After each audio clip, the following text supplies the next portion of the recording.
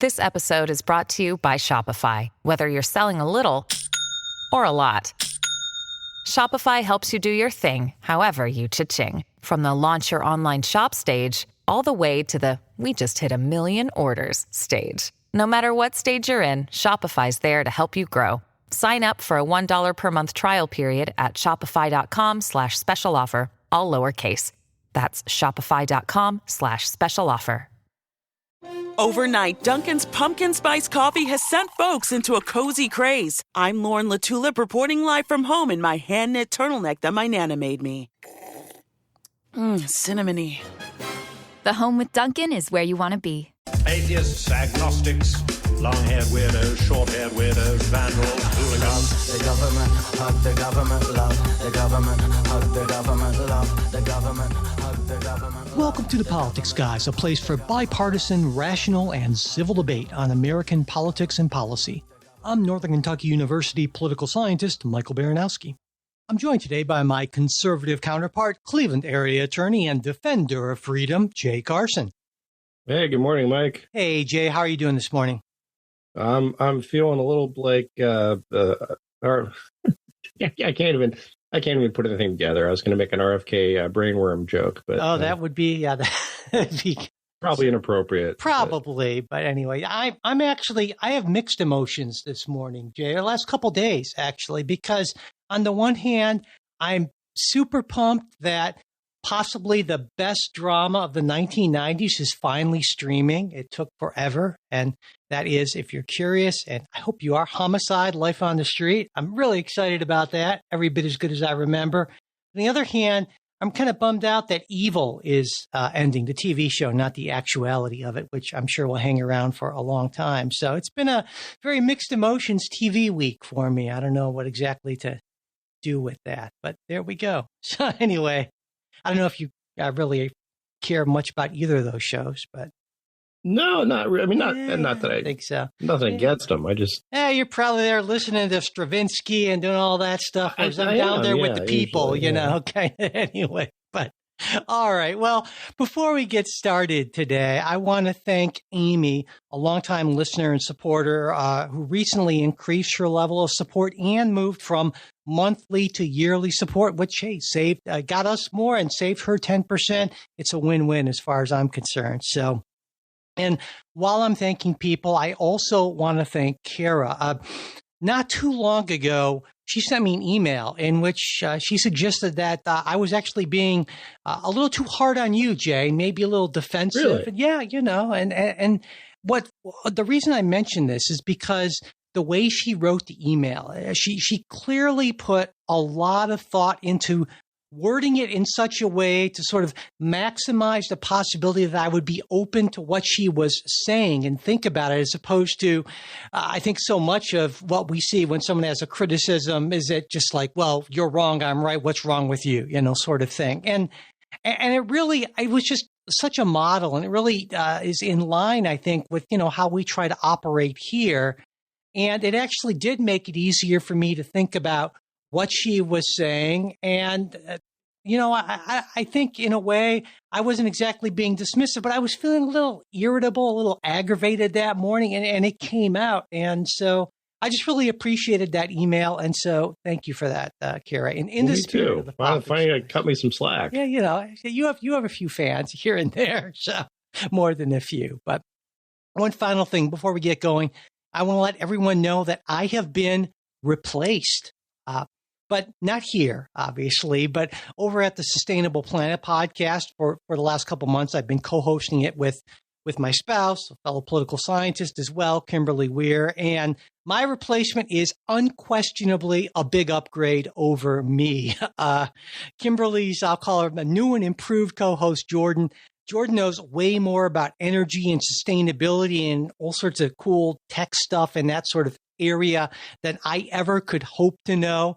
And after listening to his first episode with Kimberly, I feel like they work really well together. It was a fascinating look at sand, of all things, which is really kind of a big deal. I had no idea. I learned a lot. It was a lot of fun. So I would encourage folks to check that out. And as always, I'll put the Sustainable Planet link in the show notes. Your wife dumped you from her podcast. That's cold, man. So, well, it was a good move on her part. She's a smart person for sure. And I should also mention Jordan is a longtime listener and supporter of the Politics Guys. He's also one of the more active participants on our Discord. And Jay, it occurred to me that I mention our Discord a lot, but some folks might not actually be familiar with what Discord is. I keep on talking about, this is great benefit if you become a supporter. And it's really just, at least our Discord is sort of a multi-channel discussion group. We talk about, all kinds of things. Obviously, the upcoming elections, public policy. We sometimes get into political philosophy, just tons of stuff. We even have a channel called Chaos, which is pretty much anything goes. And there are always a bunch of folks on it. It's a fun, it's a lively place. I'm there multiple times every day. So that's the Discord. And it's one of the things we're happy we can do for supporters. Okay. So Jay, this week, the Democratic Party held its national convention, which was capped off, as these things always are, with the nominees' acceptance speech. And Vice President Kamala Harris spoke for 37 minutes, which is, if you're keeping track, far less time than the sort of Fidel Castro-esque hour and a half we got from Donald Trump. But in her speech, Harris hit, I would say, all the notes one would have expected. Her personal history, the immigrant background of her parents, her time as a prosecutor. And I noted that she focused considerably more on the middle class than Trump did in his speech, which was so much longer again, arguing that Democrats are the true party of the middle class and claimed that Donald Trump only cares about himself and his billionaire friends, though I don't know that Trump has any actual friends, billionaires or otherwise, but I'll let that go. Harris's speech, I think, in the Democratic convention in general, was, to me, notably different in tone from what we saw from Republicans, I guess, about a month ago now.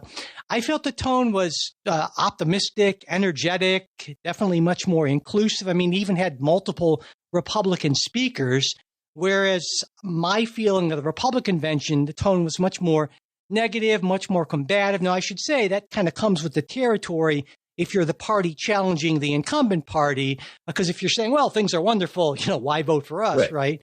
But I think it's also a reflection of the personality of Donald Trump, who is, I would say, hardly kind of a Reagan-esque happy warrior type.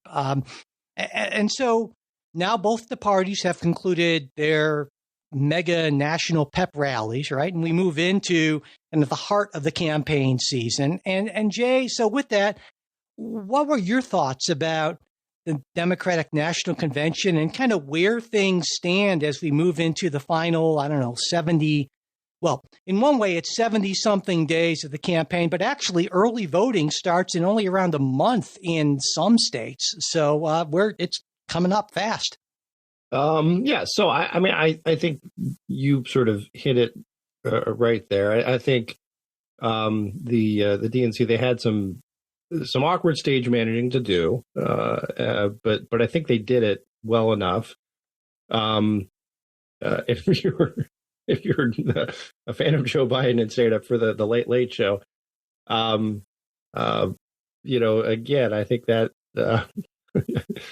look, even me, I kind of felt sorry for the they're like, can you get me on earlier than 11:30? Nah, sorry, Joe, we're booked.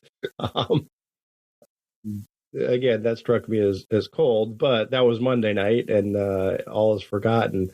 So I think that's about right. It's about what you expected. I think Kamala Harris has, as you pointed out, gone with a more optimistic note as opposed to the campaign theme before, which should have been sort of was doubling down on the dark Brandon, this is the end of democracy thing. Jay, that always makes me think about that speech. Remember that speech that Biden gave in front of Independence Hall with that weird lighting and the whole, it just kind of, I mean, that's the Emperor, that sort of, So again, dark Brandon, yes. That really just sort of, I think that was really a bad approach. And I think switching from Biden made it possible for the Democrats to move away from that sort of building up Donald Trump as this, massive evil force. Yeah, yeah. And I was going to say, to be sure, there's still elements of that, out there. But I think they have taken a secondary role, as I think is, because for a lot of reasons. One, I think that's one. If you're looking from a purely practical Machiavellian standpoint, you've already got those voters. Second, I don't know that scare tactic type, this is the last time you'll be able to vote, necessarily helps you with swing voters who are more concerned about things like inflation. And not to say that wouldn't be concerned about the end of democracy, but they don't really buy that that's what's going on. Then they're more concerned about these, the kitchen table type issues. So I think that's all good strategy. And I think it was pulled off fairly well, right? I don't think anyone will walk away saying, and in full disclosure, I didn't watch the Harris speech because I was actually at a fundraiser raising money for healthcare services for illegal immigrants, of all things. But I contain multitudes. But anyway, so I didn't see it live, but I read the highlights, the commentary. Yeah, I mean, I think most people would say that was a good speech. Was it Gettysburg Address? No. But was it sort of a solid within the realm of what you do at campaign conventions? Yeah. So yeah, that's my thought. Now there's going to be some other things, I think. Again, there's a very weird dynamic, I think, going on in that was her first speech. You still haven't gotten into the I'll raise it again, talking with the press or fielding tough questions, right? That's gonna change, or the fact that if it doesn't change, that will become an issue.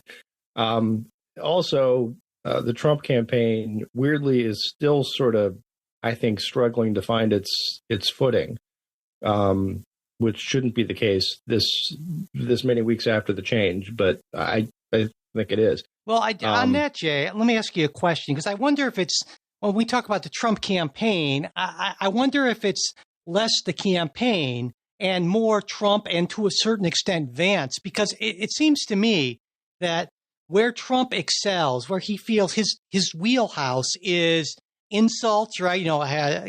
Kamala Harris is not very bright. I don't know what her racial background is, that sort of thing. And that's great at those rallies. I mean, they eat it up at those rallies, but that's the kind of thing that I would say probably won't play all that well with those undecided voters. And so I think more it's that Trump just isn't really comfortable, doesn't really know how to deal with that sort of thing. And he can't necessarily get all that substantive because it's just not his thing. At least that's my sense of it. I wanted to get your take on that as well. I think there could be something to that. And also, I would say I'm not, as an Ohioan, as a Northeastern Ohioan, I'm not seeing all the Trump ads, all the Trump stuff that's going on out there. Because I think they're just not running it here because it doesn't really make sense to run it here for a bunch of reasons. I think I will later, but so when I say the Trump campaign, I'm admitting I'm not getting a full picture of what's going on. And what I get is from the news, and what the news covers isn't, here's an ad that they ran in wherever in Pennsylvania. What the news covers is, of course, what the candidate says that day. And that's the problem, right? With Trump is this, kind of message discipline that you only get, there's only so much space on the newspaper or even in cyberspace, right? To get that message out or for there to be a story.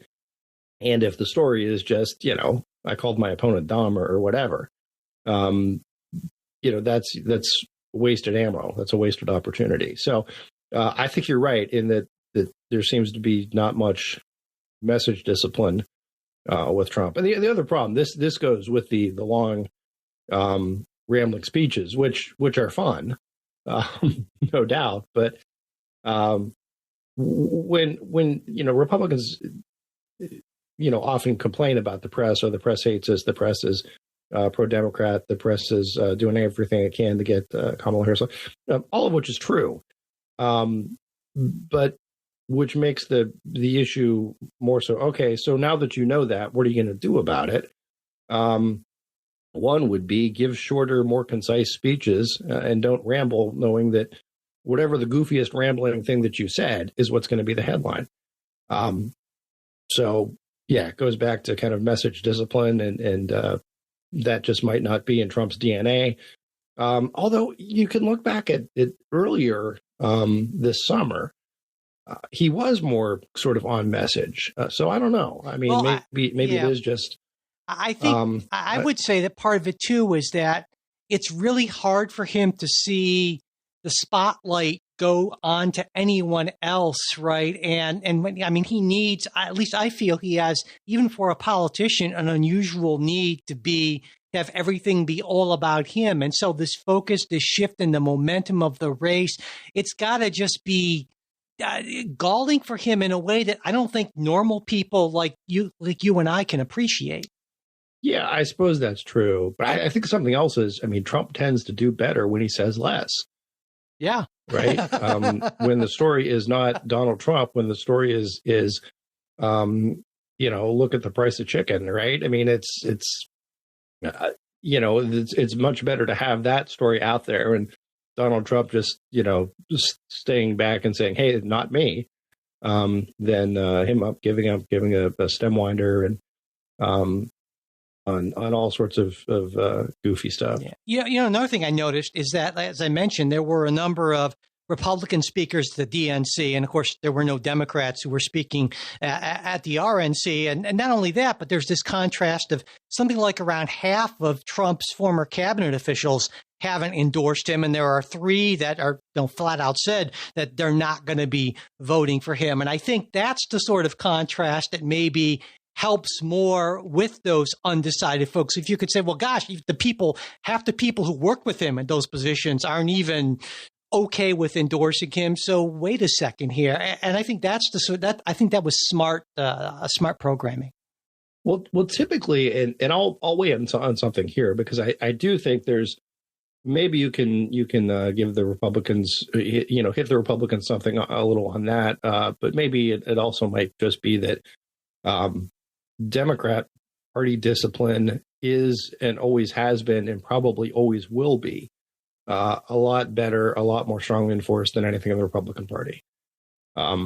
That's just. I'll agree with you on the is. The political fact of life. But on the always has been, I think the Democratic Party in the past hasn't been nearly as disciplined. So, let me qualify the always has been. No, I would still say always has been.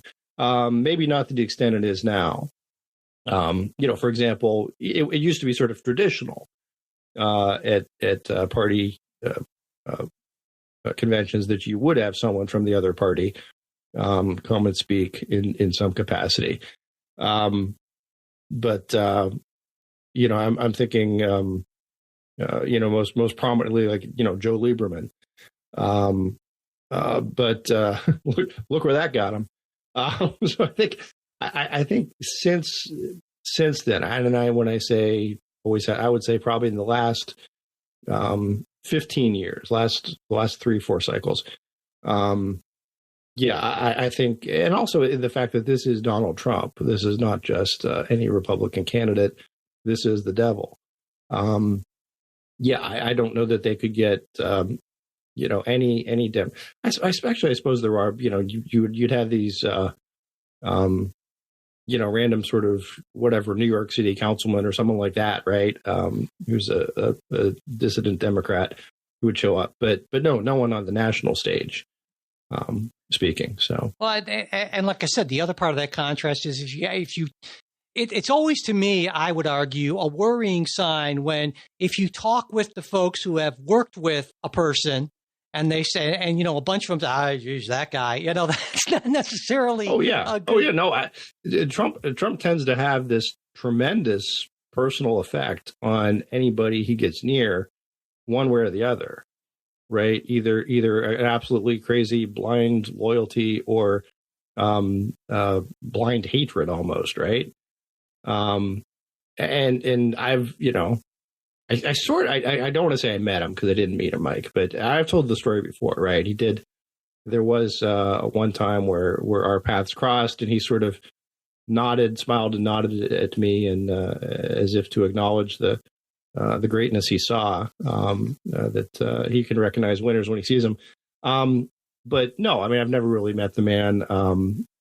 But there are those who have, and no one comes away with the feeling of, yeah, he's okay or not okay. No, it's you're all in or not. Yeah.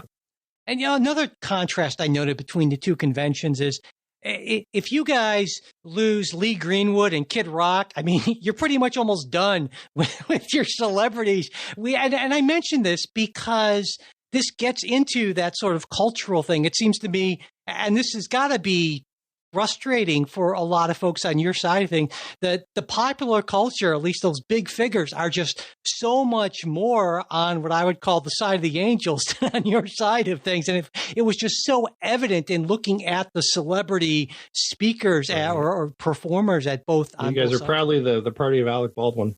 But although I think I think the Republicans have like a different Baldwin brother, right? There was a one time he was a. And then a lot of listeners say Baldwin. Now they can bring it on. Actually, there was a Baldwin on Homicide, but I mean, those like old retread kind of folks, when you're actually looking for relevant people, I mean, it's awfully thin on the ground on the Republican But again, side. hasn't it always been so? Yeah, I mean, like Frank Sinatra pushing for JFK in the 1960s or something, yeah. Right? Yeah, because you guys have always been the kind of staid, boring, not with it kind of culturally side of things. Yeah. So, the squares. Yeah.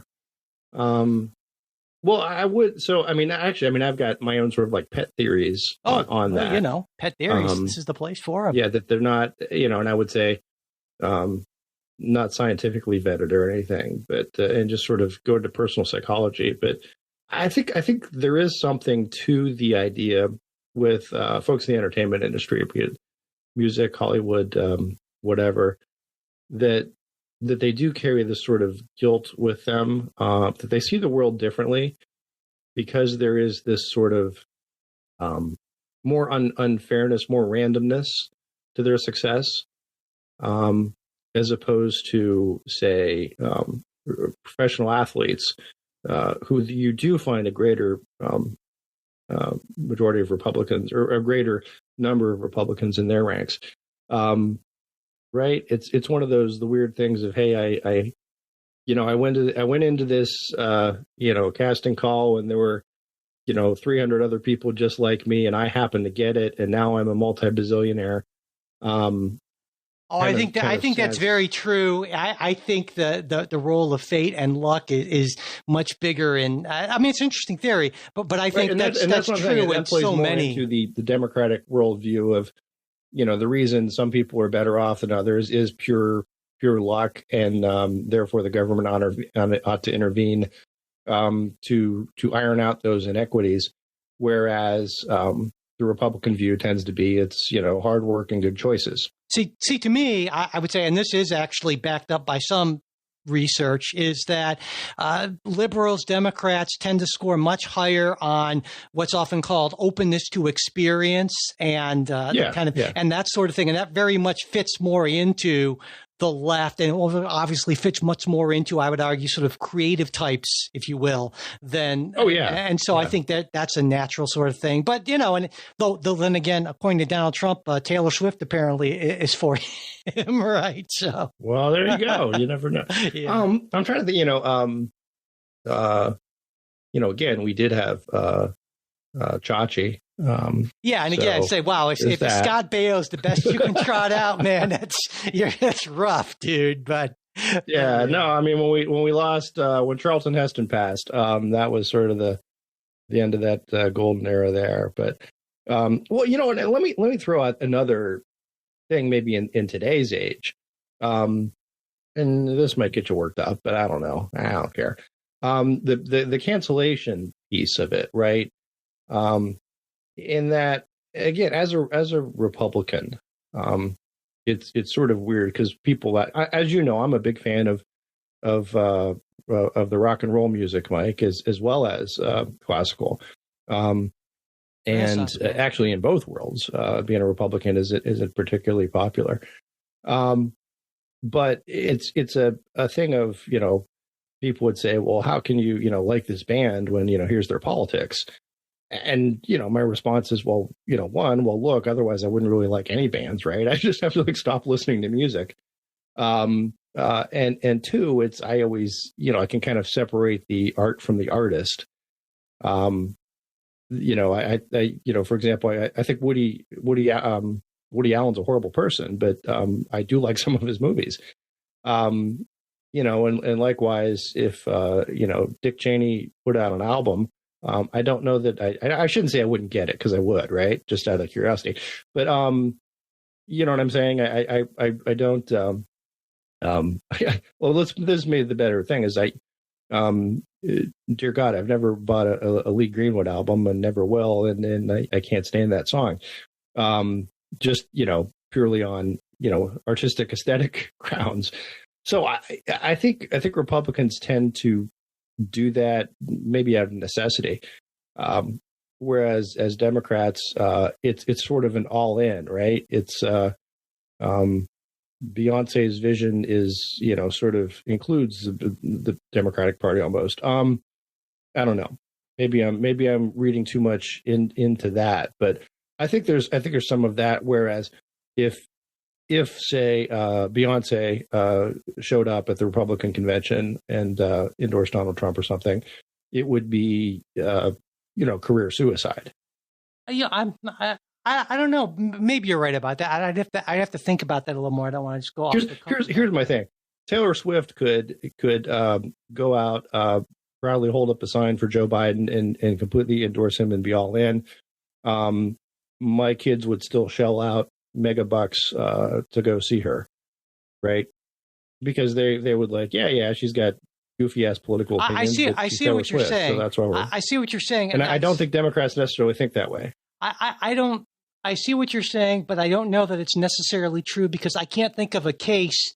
I mean, I don't even know how we would test that. And I guess it goes on your assumptions, certain assumptions I think that you make about Democrats that I don't necessarily agree with. And so I'll just leave it at saying that that's an interesting theory. I have no way. Which assumptions don't you agree with? The assumption that if, say, someone like a Taylor Swift decided that she was a conservative for whatever reason, or Beyonce, I mean, she put out a country album, so maybe, I don't know, but, or country-ish, but I don't know that they would lose their fan base, because I think the vast majority of Americans are largely apolitical and they wouldn't matter a whole lot. There would be some folks in the Xverse and on social media that would be all worked up, but honestly, I don't think it would matter that much. I think a mistake that many of us who are very politically involved tend to make is we forget that politics just doesn't matter very much to the vast majority of Americans. And so, yeah. I would say, but my rejoinder to that, and this isn't necessarily exactly on point because it's not the entertainment industry, but what about Tesla? What about Tesla? So, I mean, we had this conversation a week or so ago where you have, Tesla sales are way down. And I think we both agreed part of it has to do with Elon Musk's politics as opposed to the cars themselves. Oh, I don't know about that. Tesla's had all kinds of problems of late. I mean, quality control principles. I mean, I don't know I don't know that I would agree with that at all. At least I'd have to really. Come on, you agreed with it a couple weeks ago. I don't recall saying. I mean, there are certainly some people on the market. No, but anyway, I'll say this: there are some people. My point is, I do think there is more of that branding, so to speak, right, that goes with democratic lifestyle. Yeah, which sort of ties into what you just said, right? I certainly think there are people on the extremes, just like there are folks who decided they would blow up Bud Light cans because because of some sort of LGBT. Well, that's a good rejoinder of conservatives who would say, that's a good counterpoint to what I had said, that people would But again, and I guess maybe I could differentiate that a little bit too, but that's another discussion. This episode is brought to you by Shopify. Whether you're selling a little or a lot, Shopify helps you do your thing, however you cha-ching. From the launch your online shop stage, all the way to the we just hit 1 million orders stage. No matter what stage you're in, Shopify's there to help you grow. Sign up for a $1 per month trial period at shopify.com/special offer, all lowercase. That's shopify.com/special offer.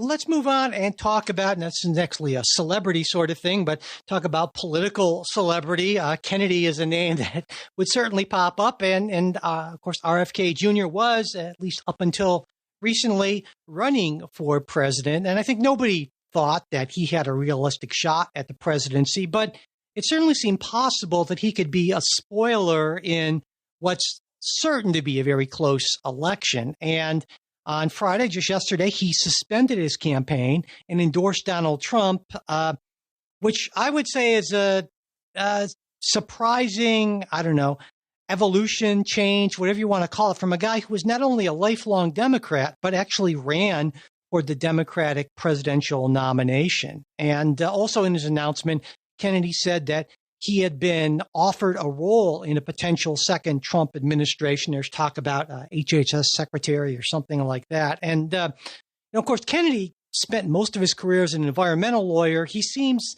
like an odd mix, an odd match for Trump. I mean, just last year, Kennedy said if he's elected, his priority would be to end the corrupt merger of state and corporate power that's threatening to impose a corporate feudalism in our country, and that the U.S. has cushy socialism for the rich and brutal, merciless capitalism for the poor. I mean, that sounds like a Bernie Sanders kind of thing. Wow. Now, not a Donald Trump thing. But on the other hand, RFK Jr., it feels to me like he's driven by this sense of grievance at the Democratic Party. He's got a penchant for conspiracy theories.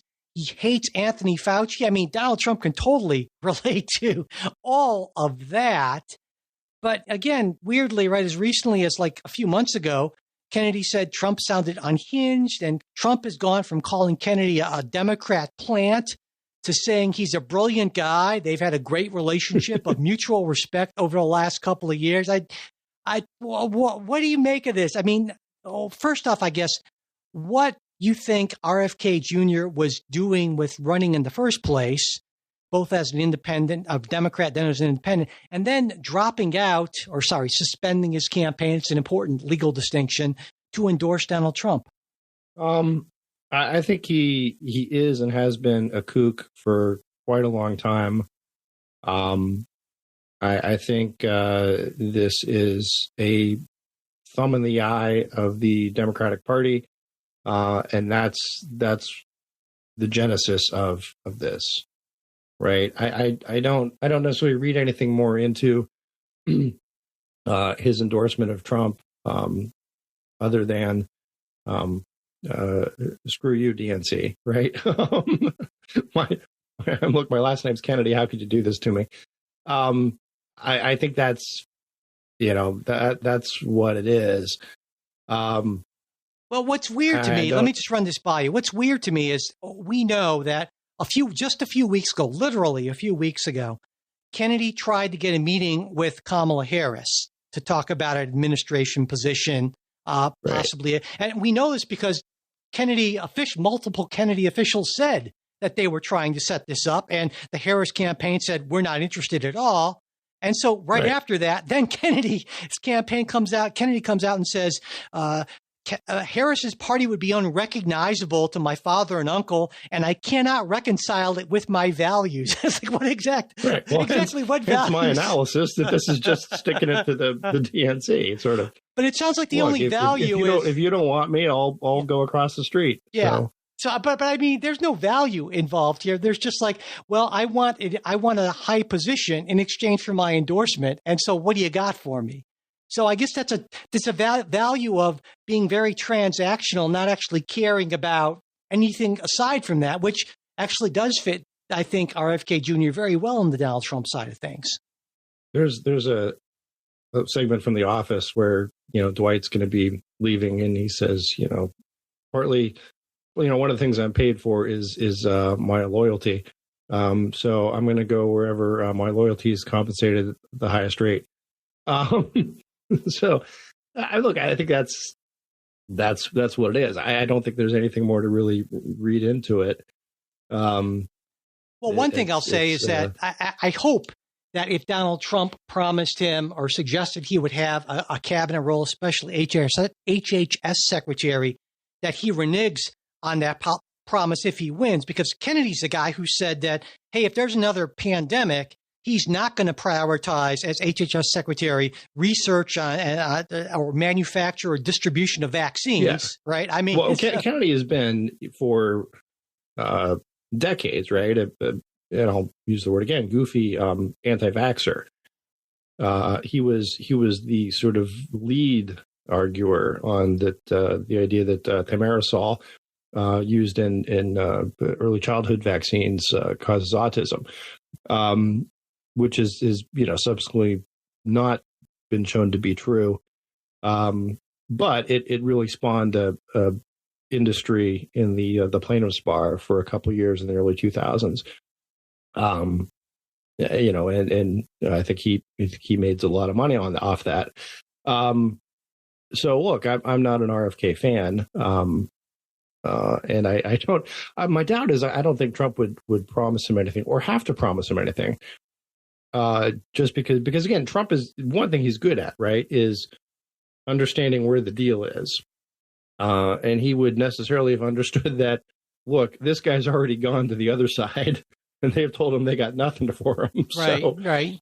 He's selling cheap. Yeah, that's a good point. So, and I think he could say, hey, listen, Bobby, we got a great place for you as the, assistant undersecretary to the assistant to the, undersecretary of whatever. And he'd bite at it. So, what occurs to me, all this made me think about the vaccine stuff and so forth. I would argue that by far you'll be the assistant to Kid Rock. But it seems to me that the single most impressive thing, and it is impressive, that Donald Trump did his time as president was Operation Warp Speed. I mean, I still think that a lot of people do not appreciate how amazing that was, not just from a scientific development thing, that breathtakingly short period of time to come up with this, but the logistical masterpiece that it was to get that out. Yeah. This was, I think we'll look back at this generations from now and say he saved millions of lives. Yes, that was stunning. And yet that's one of the things, his greatest accomplishment, I would argue, is something that he almost never talks about, because he knows that so much of his base is not very vaccine friendly. And that's really, it's a strange irony, because I would argue that you can look to that and say, my God, the Trump administration did a fantastic job on that, like a earth-shatteringly. And as you recall, at that point, Senator Kamala Harris said that she would never take a vaccine that was rushed through the Trump administration. And there were a number of folks who said that. Absolutely.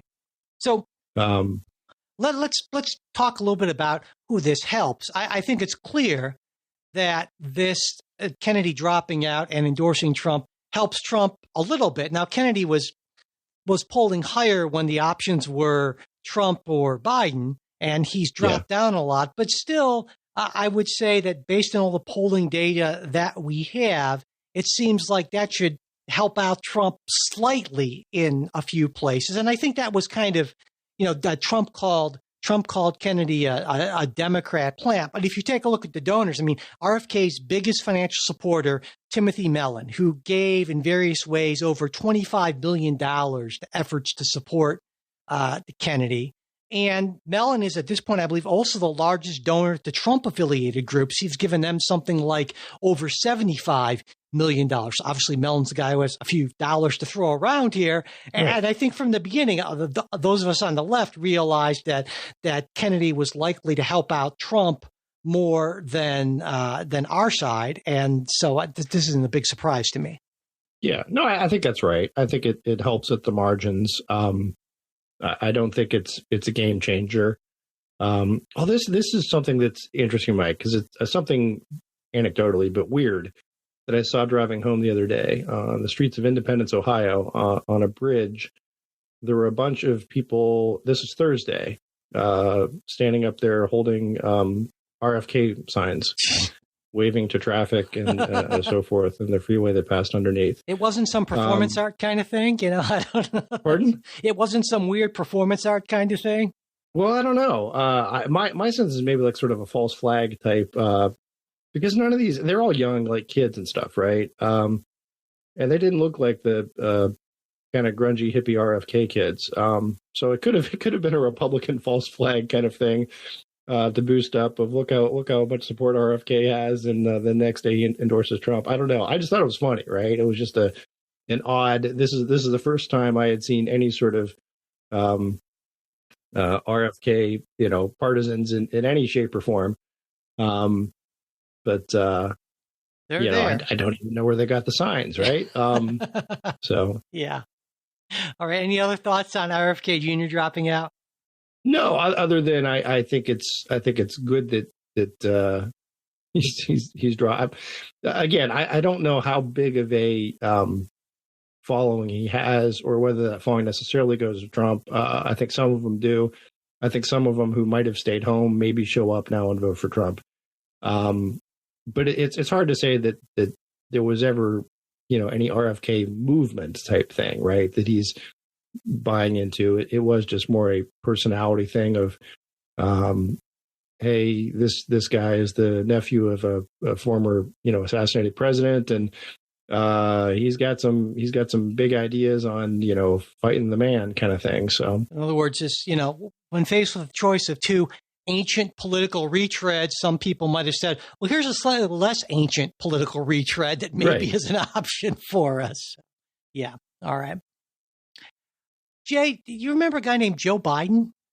Yeah. The guy who will be president of the United States for, by my calculation, 100 and something more days. I mean, House Republicans, of course, were trying to bring the focus back to that guy by releasing their impeachment inquiry report on August 19th, just coincidentally, the first day of the Democratic National Convention. And I would argue that attempt at counter-programming sort of landed with a thud, because as much as Donald Trump desperately wishes it were otherwise, most everyone has moved on from Joe Biden at this point. But to the report, it was released by Republicans on the House Oversight Committee, and it concluded that overwhelming evidence demonstrates that President Biden participated in a conspiracy to monetize his office of public trust to enrich his family. And also, as vice president, President Biden actively participated in this conspiracy, funneling tens of millions of dollars from foreign interests to the Biden family by leading those interests to believe that, well, this would get them access to influence with Biden. Though I should point out that there's this kind of weird usage, if you read the report, between Vice President and President Biden, because, of course, any influence would have been with then Vice President Biden as opposed to President Biden. But anyway. Yeah. But so the investigation's been going on for around a year. It was still the same guy. Yeah, so. but I think there's a reason why they use those terms, but that's another story. But we'll get into that maybe. But, they couldn't actually tie Biden to any illegal activity. But they concluded that, well, come on, based on the totality of the evidence, they found it inconceivable that Biden didn't understand that he was taking part in this effort to enrich his family, abuse the public trust, that sort of thing.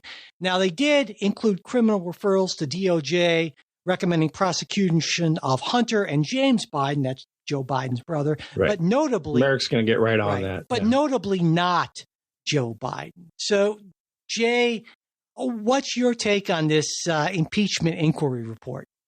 Oh, I mean, I think they're probably right. Right? I mean,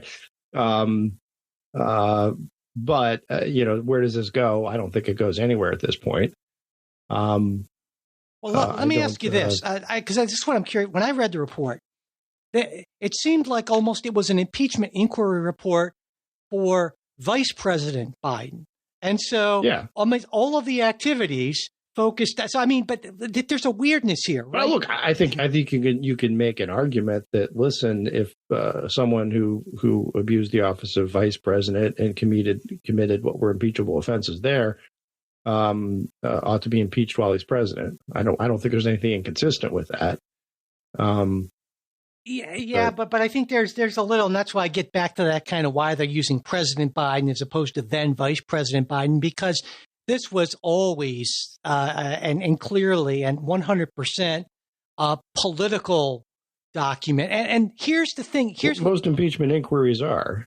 Well, I mean, I think you can make a case that, say, for someone like Richard Nixon, who committed you would agree, I think, really impeachable offenses, who would have been impeached and convicted had he not resigned. So here's what bugs me about this, Jay, or what not bugs me, but disappoints me, I guess, in a way, is that I think that it was right for Congress to look into the stuff that Hunter and James Biden were doing, because it seems to me that just on the surface of it, they were trying to trade on their dad or their brother's name to gain influence with foreign government, especially the with foreign government's part. That should worry anyone, right? And so I think it's absolutely You could have gone and lobbied for any legit USA company and made a bazillion dollars that way. Well, even there, I think I have problems with. I mean, that's, of course, just part and parcel of politics, right? If you're involved in business and your dad or your brother happens to be vice president of the United States, well, people are going to know about that, and you're going to get business that way. I mean, certainly you could make a similar case for Donald Trump and his family. That's just kind of part of business. But I think it's important to have those questions raised, saying, well, okay, it's one thing if Joe Biden comes on a call, says, hey, guys, how you doing? Just wanted to say hi. Hunter wanted me to say hi. Now I'm off, as opposed to someone saying, well, listen, I'm willing to consider the blah, blah, blah bill if you give Hunter $1 million. That's a whole different thing. But it's important to ask those questions. And if those questions are asked, to investigate them. But there was really no there when it came to Joe Biden. Certainly when it came to Hunter and James, I think there's a lot more there, so especially with Hunter. But again, I think this was the sort of thing where after a while, Oversight Committee realized it was going nowhere. They didn't really have anything. And even if they thought they did, they knew that they couldn't even get enough Republicans to vote for it. But it's like, well, we put a year into it. We have to release something. So we'll just say, well, there's overwhelming evidence, but not enough for us to, issue a criminal referral or anything like that, which, which I would say would be inappropriate anyway, because I think that the standard position is right that you can't prosecute, indict a sitting president. Yeah, but I don't even know that. The report suggested that he committed any crimes per se. I mean, they talk about the obstruction thing, kind of slow walking the not cooperating fully with Congress, that sort of thing. But again, I don't know that there's a legislative fix, if you will, that prevents family members, friends of office holders from trading off that connection. I don't necessarily think that there would be, and any kind of fix that would be comprehensive enough to make a difference would probably have its own really bad, unintended negative consequences. But I think it's good that family. But there are some still baseline kind of things like the Foreign Agent Registration Act type things, right? That are out there that would be something you could prosecute, and in fact is something that the Biden administration's Justice Department has been at times pretty hardcore about. But setting that aside, I think that there's at this point as the official at Stanford said, the juice isn't worth the squeeze. At this point, being that Biden is old news. The other thing I'd point out is part of the reason this was even set up as like an official impeachment inquiry, right, was so that you couldn't have the various witnesses who they would try to subpoena and documents they would try to subpoena, open that up for this isn't a legitimate congressional investigation. But if they say, listen, we are doing an impeachment inquiry, that opens up those avenues, or at least makes it more difficult for people to refuse to show up. So I think part of that was, look, they kind of had to do it as this impeachment inquiry for procedural reasons, even though they, again, the goal of the impeachment was not to get Joe Biden. It was maybe to get Hunter and or what's the brother? James. But, James, yeah.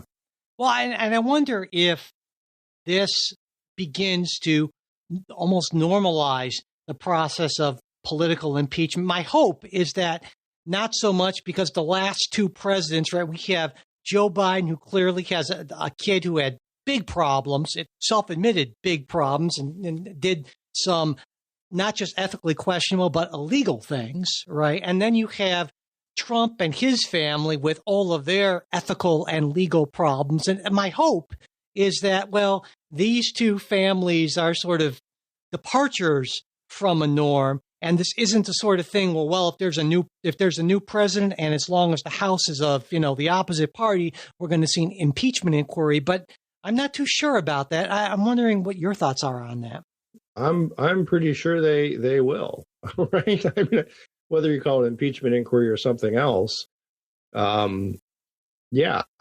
Look, I think that's part and parcel of the Democrats' campaign. There were chants of lock him up, right, at the DNC.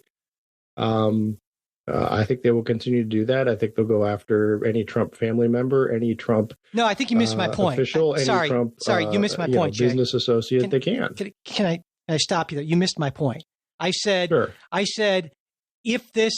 wondering if this is just a Trump Biden thing, because Trump and his family are, I would argue, unique, or somewhat unique, I would hope, in being so ethically and morally compromised. And Hunter Biden certainly was a unusually, I would argue in many ways, right, ethically and morally compromised person.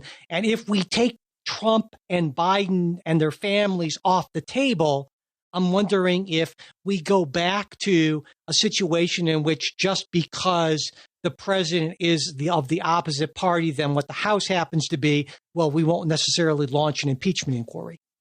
No, I think we are at a point where the other side is always not just wrong but evil, and I think it's sort of they'll find something, right? No matter who it might not be Trump, it might not be the Trump family, but they're, whoever the next candidate who comes up is, I think it'll be incumbent on there will be voices in the party saying, why aren't you prosecuting this person?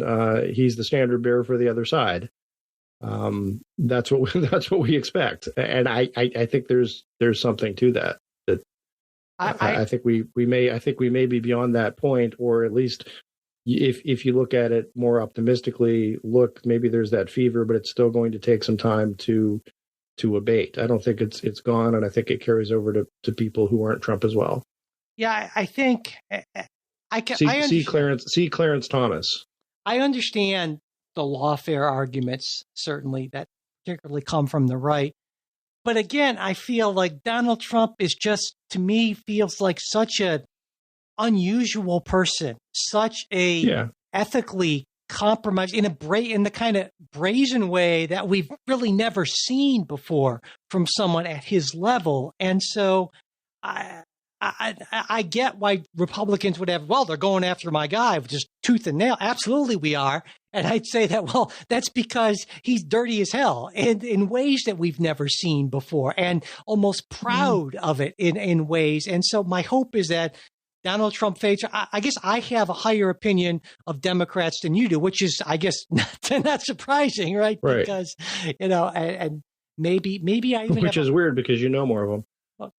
But I no, every that's going to be sort of the argument is like, well, look, it's Donald Trump is clearly a unique case, and clearly he is so far beyond the pale. And this is something where we have to do absolute resistance and full on lawfare and resistance across the board. But of course, they said the same thing about George W. Bush. They're making the same argument about, well, look, it's Clarence Thomas is so far beyond the pale, we've got to do something. What do you mean, George W. John Bush? Roberts Sorry. is so far. I mean, it's not. There will always be another villain to find, and it's easy enough to paint these people as this villain that is sui generis, that we've never seen this sort of threat before, and therefore these actions are justified. I think that will continue to go on. Well, the reaction. I mean, if you want to say, look, the Trump business is crooked, and Trump was a serial philanderer and lied about it and did all these horrible things and paid people off to shut up. Again, we don't have to look too far back than the Kennedy family, right? But again, that wasn't viewed as a unique threat to democracy. Mary Jo Kopechne not available for comment, but it's. Well, I think the analogy falls apart in some ways because, again, I talk about the brazenness of Donald Trump in certain ways. Like, no, I'm not going to release. Right. No, I think that's true. There's sort of, it's a sort of, he's dumb enough to sort of be out and proud about it, right? Yeah, because I mean, politicians, and that's actually, there was something I read. I don't remember where it was, but I thought it was insightful. And again, this is more pop psychology than anything else. But that, one of the reasons that the people, the elites, hate Donald Trump is almost because of that exactly, right? He's doing the things that they're doing, but he's doing it out and proud.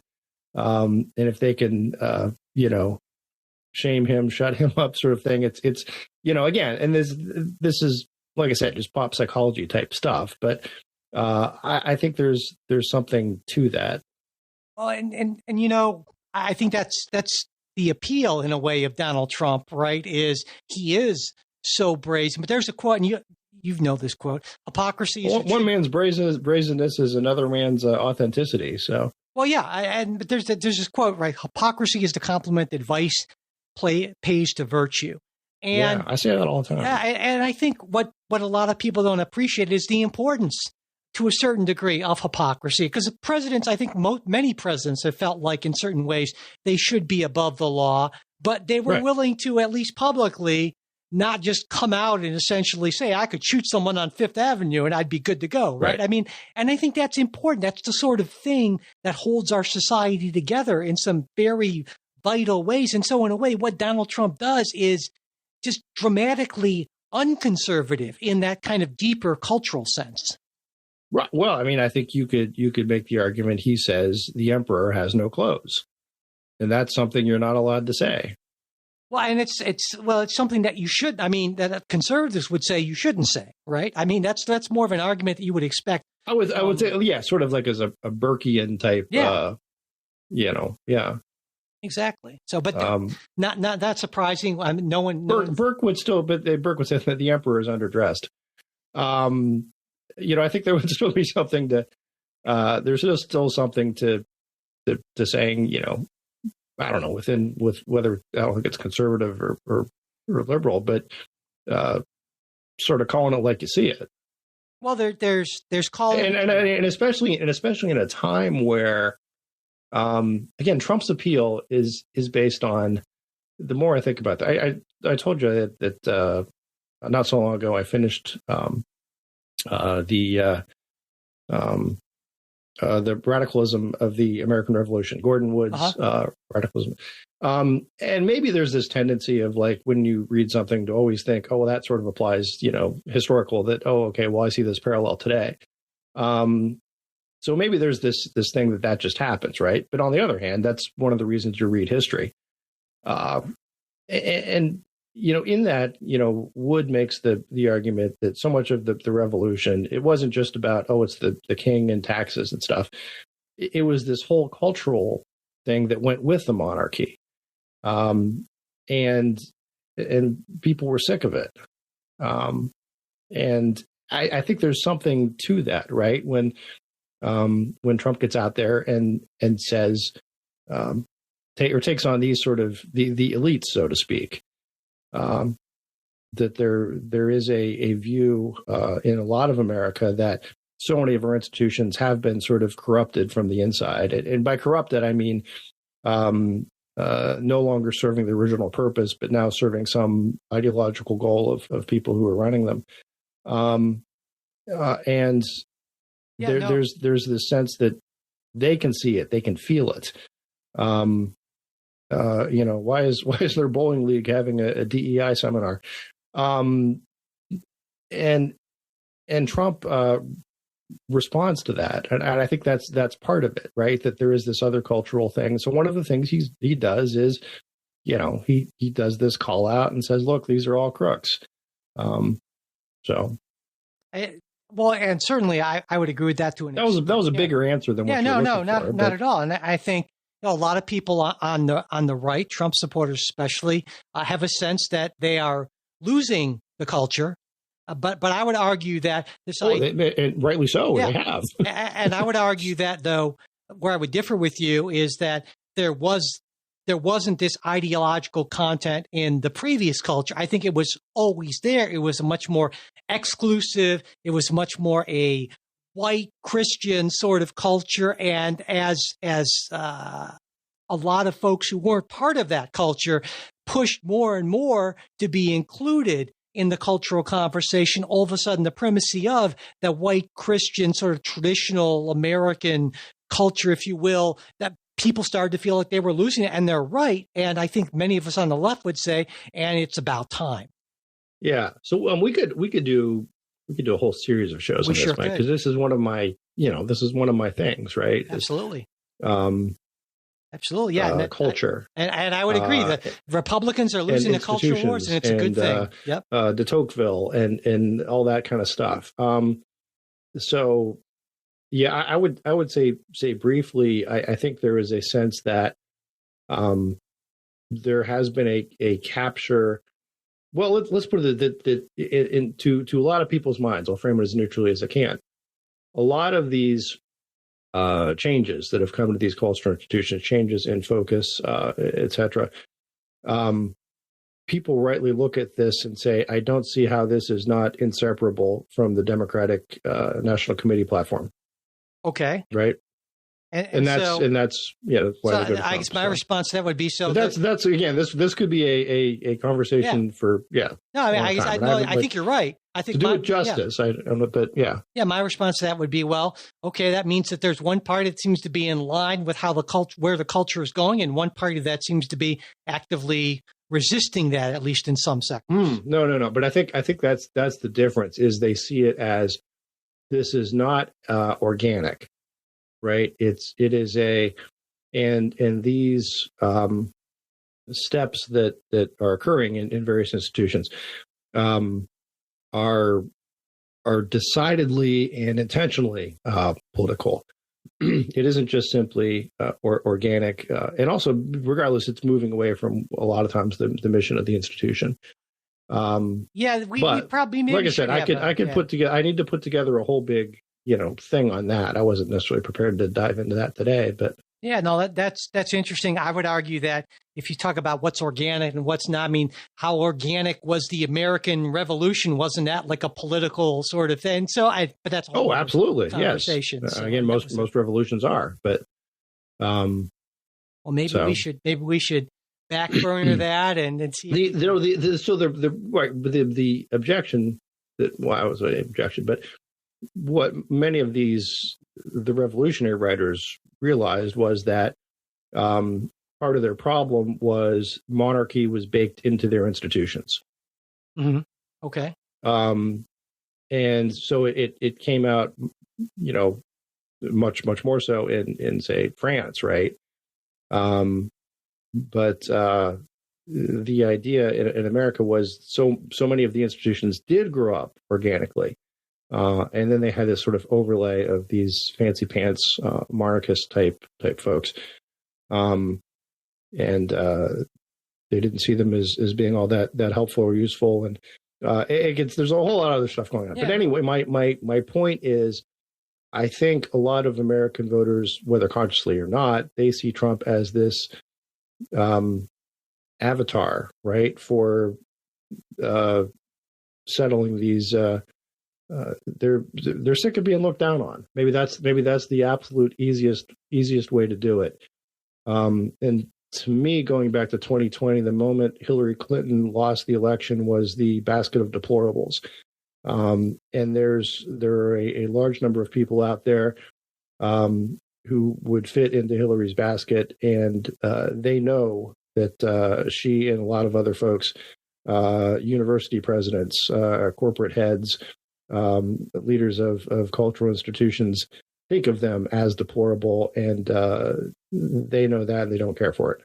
Well, and I think that there's certainly some and Donald of that, Trump's the answer. Yeah, and there's certainly some of that on both sides, right? That plenty of people on the right, say that many of us on the left, aren't real Americans. We don't care about the country. We hate America. That sort of, and you could find those straw men. There's a difference. It's the difference between punching up and punching down. How so?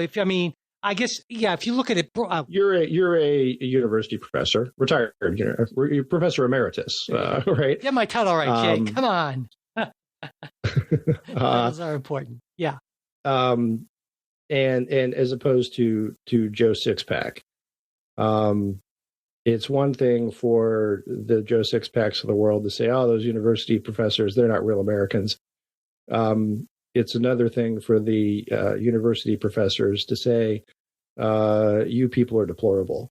Well, I think you can find instances of both punching up and punching down on both sides. You can certainly say that Republicans who point to migrants who are in this country saying, "Oh, we should deport 20 million of them." I mean, if that's not punching down, I don't know what is. That's a look. If you break the law and the legal penalty is deportation, then I'm just saying we're just talking about punching down when you have a former president calling migrants animals. I mean that's punching down. I think Donald Trump loves punching down. Well, Donald Trump, he'll punch up, he'll punch down, he'll punch animals who were committing rapes and murders. Yeah, but the vast majority, of course, are not doing that. Right. But right. That's okay. But anyway. All right, well, we'll leave it there for today. And hey, as always, if there is anything that we discussed on this episode that you disagreed with, you have a question about, you really liked, what have you, we would love to hear from you. You can reach us at mail@politicsguys.com, also on Facebook or X, and we'll always have links in the show notes for that. And of course, there's also that Discord discussion forum for supporters, which I'm on all the time, as I mentioned. And if you're not already a supporter, we hope you will consider becoming one. It's what helps us keep the show going week in and week out. It really is critical. And as a supporter, as I mentioned, you get not just the Discord access, but ad-free versions of everything we release, that full-length midweek episode as opposed to the 15-minute snippet preview sort of thing. A bunch of other things. Check it out. We always put the links for support to support the show in the show notes as well. And whether you're a supporter or not, it really does help if you like us on whatever podcast app, rate and review us on that app. And if you can share on social media, that helps as well. And as always, we want to close with a special thanks to our fantastic executive producers. They are Bruce Johnson, Wilma Moreno, Daniel Toe, Ryan Beasley, and Don Oglesby. We'll be back with a new episode for you next week. We hope you'll join us.